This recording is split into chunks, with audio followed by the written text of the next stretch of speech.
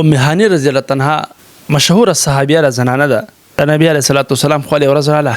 نبی علیه الصلاۃ والسلام ته وایي زه بوډۍ شوی یم، عمر می ډیر زیات ولګېده، کمزوري شوم.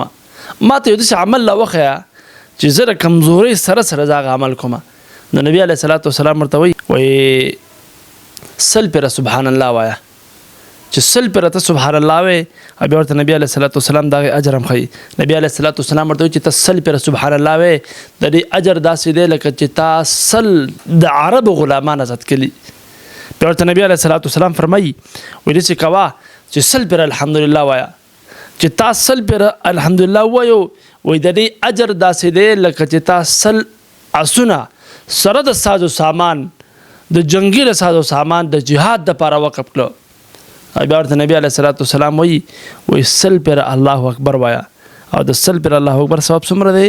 لکه داسې دی لکه چې تا سل اوښان د الله په دربار کې حلال کړه، قرباني دې وکړه او الله ستا هغه قرباني هم قبوله کړه. او بیا ورته نبی علیه الصلاۃ والسلام یو څلورم عمل ښیي وایي سل پیره کلمه وایه، لا اله الا الله څومره وایه؟ سل پیره وایه. او نبی علیه السلام وایي د دې اجر خو دومره دی چې د ځمکې او د اسمان په منځ کې د ځمکې او د اسمان دا منځ چې کوم دی دا ټول ډکوي.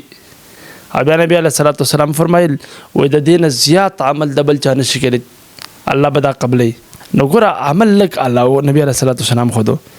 سبحان الله، الحمدلله، الله اکبر او لا اله الا الله څومره پیره؟ سل پیره.